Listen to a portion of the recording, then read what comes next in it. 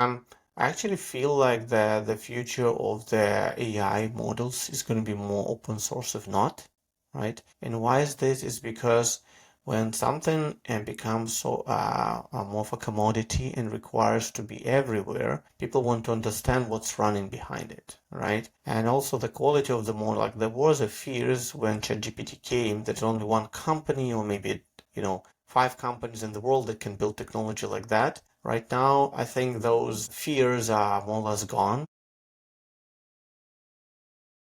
Welcome to the Dubai Talk Show. I'm your host Lubos Yois. Today our guest is Gennady Pekhimenko from CentML. Welcome to the show, Gennady. Thanks a lot, Lubu. Thank you. How are you doing? How is everything in Canada? Everything's great. A little bit colder here, I'm pretty sure, than Dubai, but otherwise it's fine. Yes, yes, indeed, indeed. Tell us more about your background. You've been an associate professor in University of Toronto. You have led a lot of research groups. Tell us more about your background in AI research. So before starting this company, and still, I'm a professor at the University of Toronto in computer science and computer engineering department, where I'm focused with a lot of my students on making AI workloads to run faster and cheaper for people. So for a lot of years, we're predicting with the current trajectory of the growth of AI, when the compute and memory needs were growing almost like an order of magnitude every year, it was clear it's unsustainable. So we focus our research for many years on that. I started to work in this area very actively around 2016. And since then, we built a lot of different benchmarks for AI, such as MLPerf and MLCommons. We work on optimizations to run and profilers to understand these workloads. And finally, we reached the stage where we can build real optimized AI systems. And all this time, AI was keep growing and growing. So at certain point, it was clear that you need to go and push our ideas into a commercial setting. I think obviously AI in the retail space has become popular thanks to ChatGPT and OpenAI. I think almost maybe 2, 3 years, I would say, in the retail space. But my first experience with I don't know if that was AI, was more than 20 years ago. There was some kind of website and you would go and you would just chat with the system, you just ask them questions, they reply back to you. I don't know, what do you think was the technology behind this? Well, the AI was not invented definitely in the last 3 years. There was a lot of technology built over the years. And for example, I first used the algorithm behind modern AI, like backpropagation, in 2003. Right, and they were actually invented in 80s by Jeff Hinton and others. So it exists, and and people use it. Like say, first convolutional network, or like the basics of convolutional network, were used for digit recognition. When we bring checks, handwritten checks, right, in ATMs, it starts to be able to recognize them. The difference made was that now we had way more compute, way more data, and way more powerful models. So the similar ideas were around, but they didn't make such a big splash because it was just not the right scale for those ideas. So they're not invented very recently, like not all of them, but some new ideas like large language models and the abundance of data and abundance of compute make it possible to go really both. But yeah, we're all using AI in different forms, right? When we talk to phones and all of that, but now it's just more powerful. What is the focus of CentML, your company? I can see you're trying to reduce the cost and the complexity of AI adoption overall. Tell us more about the company. So at CentML, which we built with multiple of my current and former graduate students and friends from industry, our focus was always to make AI more practical for people to use at scale. So it's one thing when you just build a large model, sure, it can have a very large, like really high accuracy or high quality, but then people's like, oh my God, it's just unsustainable to run it for anything practical, right? Because it's so expensive. So we look at how we can optimize those very massive workloads across many different accelerators, such as NVIDIA chips, like NVIDIA GPUs or Google TPUs. So the company aims to first reduce the cost, then simplify building new applications. So we provide the platform where you just come and you quickly find what's the best chip for you to use, what's the budget for it, how much you need, and you pick the best performance per dollar for your budget, essentially, right? That allows people to quicker build their AI applications, especially important for people that not just experimenting with AI, but actually try to deploy it at scale, right?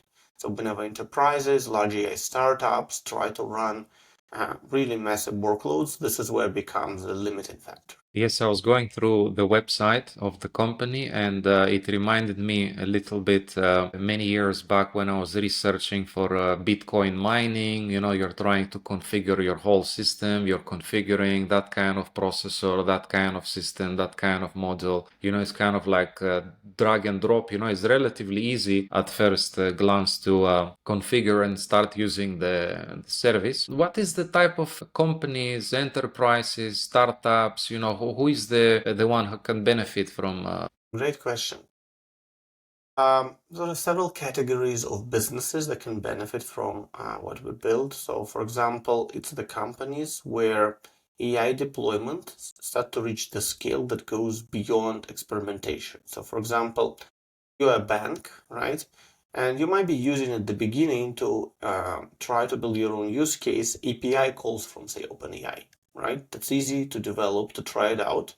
Then you develop it and you understand, I actually had sensitive data of my own, so I'm not sure that I want my AP goes anywhere else beyond our building. So in that case, you say, okay, how about I actually build my own specialized model for my use case? So instead of using general purpose application, you take your data, like your data scientists take the data, and then they would say fine tune the model on your data, like one of the open source models, such as Llama or DeepSeek or Mistral. And then that model I want to deploy. And when you realize you need to deploy, you understand, oh, I actually don't have the infrastructure that OpenAI or Anthropic has, so I need to find it somewhere. So this is where we become useful, when the people start to deploy their own variations of the models. So we have people all the way in this journey when they try to use their own models, open source models. We help them with fine-tuning, help with deployment. So essentially we had several enterprises that already reached this stage. I believe majority of them will reach this stage either this year or next year, but some of them already did. So it's enterprises. The second type of customers is obviously native AI startups. So this is the companies that actually push the frontiers of AI. They usually start with a small team, and they usually start with inventing some model for some new use case. Then we have this type of customers as well. And then the third category that we work closely is the so-called neoclouds or medium-sized CSPs. So those companies like Cruiser or Nebius or Lambda Labs, Denver, they had the compute. They are good at building data centers for AI specifically, but then they really want to run their workload, attract more traffic to this compute, and we provide a layer that simplifies that attraction to the customers, right? So the people come, they get the service they get used to on the big cloud providers, and they naturally become, a customer, a channel partner for us. We also partner with a few large vendors such as Google, NVIDIA, and Meta. Talking about NVIDIA, I think I heard in one of your interviews that you have invested in your company, you have stocks in NVIDIA, and have they invested back into you? I mean, there was some equity that you have recently raised, some investment, correct? Yeah, we raised a round in September 2023, right? With a few large investors. So there was Gradient, which is a Google AI fund. And as one of the investor, we also have NVIDIA, right? So NVIDIA back almost 2 years ago now, a year and a half ago, the interest from NVIDIA specifically was by the fact that a lot of the technology we built was more automatic. So NVIDIA is really, really good at writing kernels for their GPUs to get the top performance. And it can be a way to go if you only had that many, say 2, 3, 4 models happening every, 3, 4 months, and everything else is static. The problem is the models are developed much faster. There's a lot of variations across these models. So even though there is some repetition across the model, there's always something unique coming here and there. And doing this manually requires a lot of human in the loop. So something our company built is a more automatic approach using inference engines and machine learning compilers. So NVIDIA was interested, and I think they thought that that's where the future of the technology, right? And they invested in us and a few other companies in the space, hoping that one of our companies would invent the technology that they can leverage moving forward. Have you met the CEO of NVIDIA, Jensen? Yeah, I met him once one-on-one when he visited Toronto to give a talk. So I had a pleasure to talk to him. Really nice guy to talk to. I guess he's one of your mentors because you're specifically focusing on GPUs and optimizing all these things. Yeah, we definitely focus on NVIDIA GPUs because that's the major chips that are used right now for AI. But we have to be honest, we don't support just NVIDIA GPUs on our CentML platform on our website. If you go and try to look for options, you can also use other chips like Google TPUs, Amazon Inference Share, or AMD GPUs. So I actually think it's good for us as the community to have more options. But obviously, NVIDIA GPUs is by far the most popular chips for AI. What other personalities and leaders inspire you from the AI community? That's a great question. I think there are several people. I really like people like Gennady Pekhimenko from Meta, right? I obviously had the pleasure to meet Jeff Hinton several times, so that's the people I like from the academic side of the community. On the business side, and in the sense of how you want to build your company, I actually really like what Jensen did. So his structure of ruling the company is very flat. So in a lot of other companies, when I analyze how they build businesses, it's a huge amount of hierarchy. There are many, many layers between the engineer and the CEO. And when you look at NVIDIA, it's actually a very flat organization. Like about 10 years ago, I actually worked at NVIDIA as an intern, so I've seen how close you are to the top of the hierarchy and ability to reach up the top if you had a good idea. So I try to make sure that my company is built the same way that no one needed levels of hierarchy, right? So you try to optimize your company as if you would optimize your software as well. I was watching an interview of Pavel Durov recently, and he gave us an example that, similar kind of hierarchy, in Telegram, they don't really need to have many, many thousands of people because, they're relatively efficient, they're close to the CEO, and the company is quite easy to manage in comparison to his comments where he said most of the companies in the US, because they're publicly listed, they have to show that, they're hiring, they're firing, there's a lot of people, there's a lot of layers of approvals, it's a little bit more bureaucratic in many cases. But let's hope AI is going to make this much more efficient. We're not going to depend on thousands and thousands of people for each company, for each industry. What's the size of your team at the moment? Yeah, we're almost at 50 people, so it's still very, lean team. Across two major offices, we had one office in Toronto, right? Our headquarter, and also we have an office in the Bay Area, Mountain View. But we had a few people also across the globe. We actually had one engineer living in Abu Dhabi. Yeah, I have noticed this is a trend usually in not only in AI, but the companies that pioneer in the technology sector. Usually it's, US, North America. Then the next step would be, to go to market, I don't know, London. They start a little bit of Europe. At some point, they move to the Middle East, Dubai, Abu Dhabi, etc. This is the natural flow, and it might take, I don't know, 3 to 5 years until you come here. Actually, or depends. I actually hope it's faster. So we already went to the Dubai event, this year, right? Yeah, everywhere, right? So we've been to this conference. So we're already thinking about it. It's just more like time and resources. The market is there. We had already conversation with the Middle East, both in Dubai and Saudi Arabia as well. So it's definitely a great opportunity for a company like ours, right? Because there's a lot of that being built. You clearly can make a difference with the software you build because of the scale of the project that are aimed right now, are quite ambitious. In terms of, I totally agree with you. That's very typical way to build business, first North America, then Western Europe, right, and then go into Middle East. I think many people do it because it's standard road. I actually was thinking of opening office instead of Western Europe, actually Eastern Europe, right? I actually think this market has huge potential, especially when thinking about human talent, right? It's very underappreciated. And again, if you look at who did this before, you already seen there are companies like NVIDIA that open an office in Warsaw, for example, like big one. So I think this would be on my radar looking at that. Right, let's go back to the GPU subject. Let's see what are the shortages in the market? What are the issues that happens?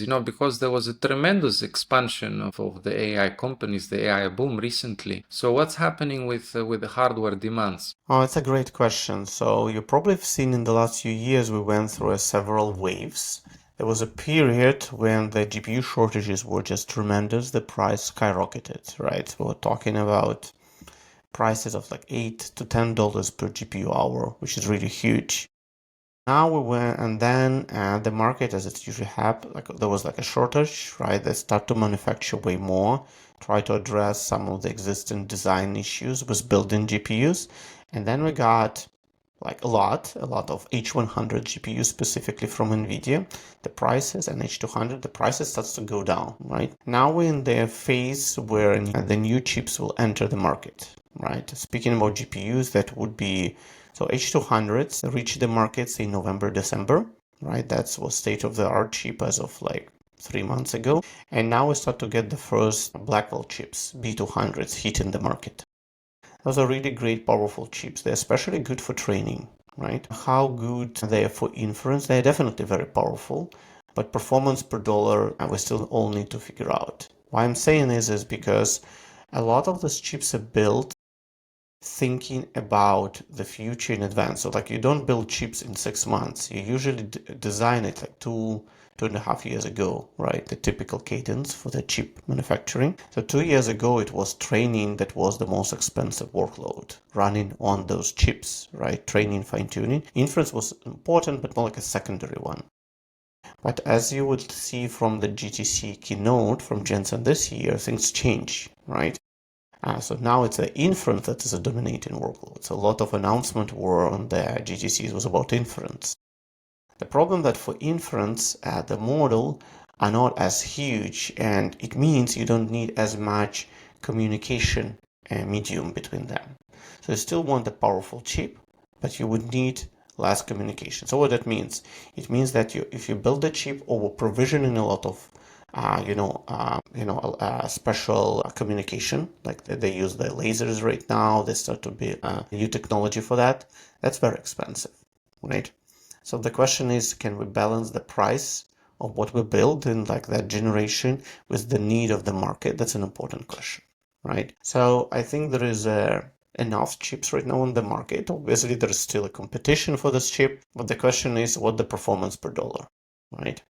Because say if the new chip is only 6x better on inference, you're not going to charge your customers more than 1.6x essentially. So it has to be checked properly. So that's something that obviously the market has to figure out. But overall, we see the huge interest in chips that people demand them, but it's more balanced market than it used to be, say, a couple of years ago. How do the life cycle of chips, how do they compare, let's say, to phones, let's say to the iPhone? What's the superiority of each model? What's the frequency of release in the market, etc.? Yeah, well, the frequency and release and how you manufacture it, it's two different things. Let me explain you. So chips are usually built in a pipeline fashion. What it means, for example, you might design, say 3 years ago, you design a chip that comes to the market, now. Then 2 years ago, you start to design the chip that would come to the market 1 year later, and so on. So it might look to you that a new chip comes to the market every year, but it doesn't mean that it was designed every year, right? Because they pipelined, right? So in that sense, on their smartphones, a lot of things about designing is about designing very power efficient architecture. You're not designing like, a supercomputer. But the modern GPUs, they're more like a supercomputer, very heterogeneous, very powerful. A lot of different things has to be addressed. So I'm not saying that it's harder, but it's at that scale, you would need to design something that would be useful several years in advance, and it's a very tricky problem to guess how it would look like that much in advance. I don't know how, specifically for NVIDIA, how far apart they design chips, But the typical thing I remember from Intel, it usually was about a couple of years that you have to plan in advance. Because designing chip takes many, many months, right? Sometimes years, and then you need to go through the tape out process. It's also very time consuming, making sure you have the right technology node available in the factories. For NVIDIA, it's usually TSMC, right, in Taiwan. So you need to make sure that all of that pipeline is built. So all of that has significant latency. Okay. What about sustainability? Because, all those systems and softwares, they consume a lot of energy. So what's happening, with global warming, with I don't know, energy producers, with commercial real estate that also benefits, from creating and facilitating those. Well, it's a great topic to cover as well for your audience. Obviously, AI and data centers where those chips are placed requires enormous amount of power and energy, right? So to the level that a lot of the data center actually has to be built just literally next to the source of energy. You might have heard even conversation that people try to use like small nuclear reactors to power those things because of how much power they need. They need a lot of ideally clean energy, right? Sustainable, predictable, right? And that complicates things. So there are people looking at building those data centers. A lot of companies I mentioned, like Crusoe, Nebius, Lambda, CoreWeave, this is like essentially they appear because of the need to very quickly and efficiently build these data centers, right? Not just the major three, cloud providers, but actually more like that. And so it's built all around the globe. Some people focus on the clean energy. I've seen some data centers built, for example, in Iceland, where they use geothermal sources, but largely we're still relying on older source of energy, right? Hydroelectric plants, right?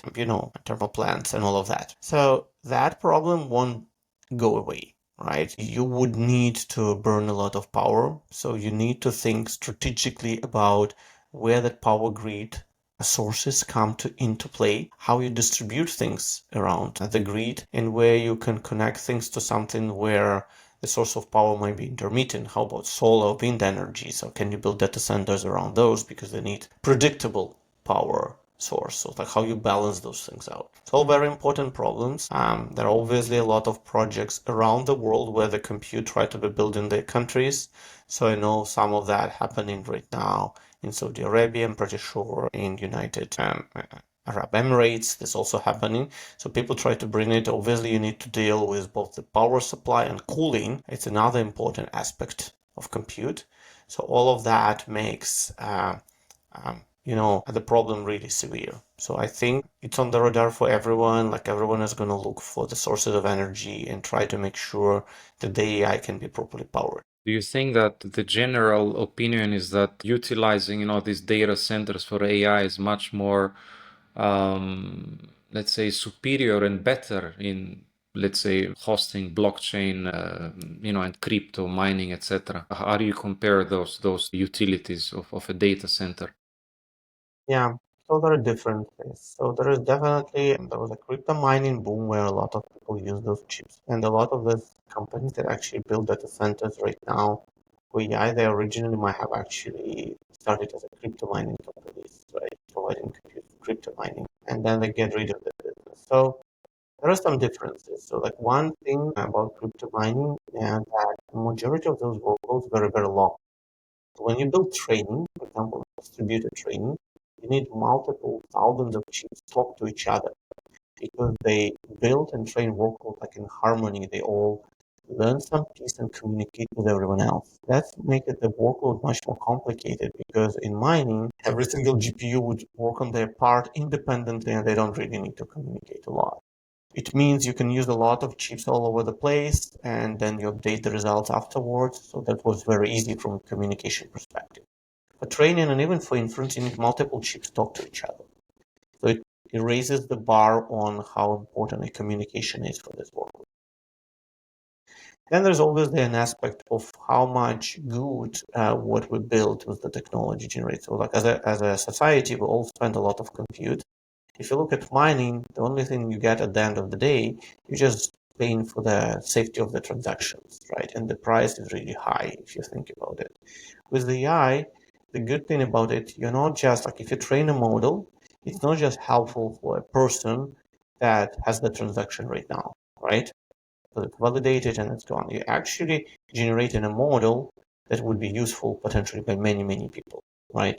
So there is an amplification effect.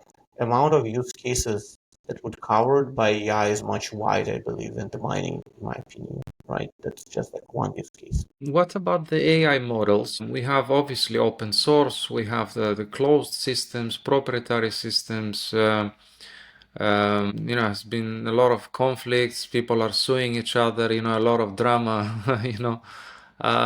what are your thoughts on this? Yeah, I might be a little bit biased here because I mostly working with open source model, although we have some customers with proprietary models as well. I actually feel like the future of the AI models is going to be more open source if not, right? And why is this? Is because when something becomes so more of a commodity and requires to be everywhere, people want to understand what's running behind it, right? And also the quality of the model. Like there was a fears when ChatGPT came, there's only one company or maybe, 5 companies in the world that can build technology like that. Right now, I think those fears are more or less gone. So we recently have seen that a relatively small team in China that's not even like supported by the government, just running by itself, can build a very powerful model like DeepSeek or one, for example. Before that, big companies show it as well, like Llama models. Open source was really high quality. And then Mistral in France also showed that you can build it. So, and there was in Middle East there a model called Falcon as well. So, you can build models everywhere. So you can't just say, oh, the model has to be proprietary. Obviously, proprietary models had a little bit of an edge, but this gap is closing, and it's almost there right now, meaning like the open source models almost as good as the best proprietary models. So if you're someone who wants to build your stack around the model, I actually prefer to build it around something that you can analyze and understand, and it's not manipulated in an unpredictable way for you. And you can build your stack assuming that that's available, right? And there's always a new model coming. So yes, it's an interesting fight. I think this fight right now is getting more towards open source models. If you ask me in the last year, open source model, last 12 months were improving quite dramatically, right? So the rest of the world is thinking that that's the way to go, right? So I would expect that the models would be more and more commoditized over time. What about regulation? Do you think governments should impose certain restrictions to the usage of AI, either on a personal usage level, maybe in schools, in universities, or either in an industry and professional level? I mean, certain level of regulation is needed, as with every important technology for the society. What we should avoid, in my opinion, is over-regulation, right? So there are so many different areas where it makes an impact. There's also some that requires more severe guarantees and less severe. But I think you can't just solve the problems by just putting hurdles. Like, for example, let's take educational system. Honestly, I don't think you can keep it as is with the current technology. Like, essentially, if you rely before on a memorization test for education, that should go away. Those systems like can answer any of those questions. So what you should be testing, and I think it was a good idea to test it even before, you're not testing how an industrial era we just ask people to memorize things and people just like become like an extension for the machines and like just like follow the schedule. More should go into creative thinking and less into memorization because those models will work as assistants and they would help you to memorize all the key facts from the data that humans would never be able to memorize. I think we need to adjust our educational system. All kids are now using open source models or ChatGPT to answer write their essays and like help you with answering a lot of questions. It's a given. It's unavoidable. You can just block it. You just need to create assignments and the our process, knowing that that's a tool they have. It's like 30, 40 years ago when calculators were heavily introduced. Out of a sudden, you don't need to do so much manual arithmetic yourself anymore. You have calculators, so all the assignment has to be built not about counting, but rather more intellectually complicated tasks. So the same thing here. And that would be with every area. So I think regulation will happen, right? But it should be natural. Like obviously, we need to regulate where and which systems can be used. You need to control your compute and your data. Like some countries, like European countries, already had regulation that the data of their citizens can't leave the European Union. I would expect a lot of similar would happen in some of the Middle Eastern countries, right? Where they want to make sure that everything, and that's understandable because the data is the fuel of AI, right? You have essentially the model, the compute, and the data comes as fuel. So that's where all the knowledge is being generated. Synthetic data is usually generated out of real data. So all of that has to be under certain reasonable control of the entities. And obviously there are fears around AI where the people worried that it becomes too powerful. When, as a scientists, and researchers, and developers, we need to make sure that technology we build is safe and they believe in the safety. Okay, that's excellent. So let me know if there is anything else you would like to add, perhaps about the future plans of yourself and your company. Yeah, so we are, as I mentioned, there are three major pillars around AI. So we are among one of these pillars that's related to compute. And we also try to make sure that building AI workloads is easy for people. So we provided a lot of infrastructure to simplify people to use AI around the globe, like North America, Europe, hopefully soon in Middle East. And then we are now looking into next set of AI workloads. And for us, this year it's agentic workloads. So right now AI is still mostly used by humans. You give an input, you get an output, right? It's powerful. You get a very smart LLM models, but it's limiting because you can't build the whole communication pipelines where multiple of these models talk to each other. So agentic workloads, or so-called compound system, is the system where AI models will talk to each other. So think about droids talking to each other, essentially, in a way. So this is something we are building so that people can build system around. So you remove human from the loop, the whole system becomes more efficient. So you think systems will be able to manipulate each other in some way, or?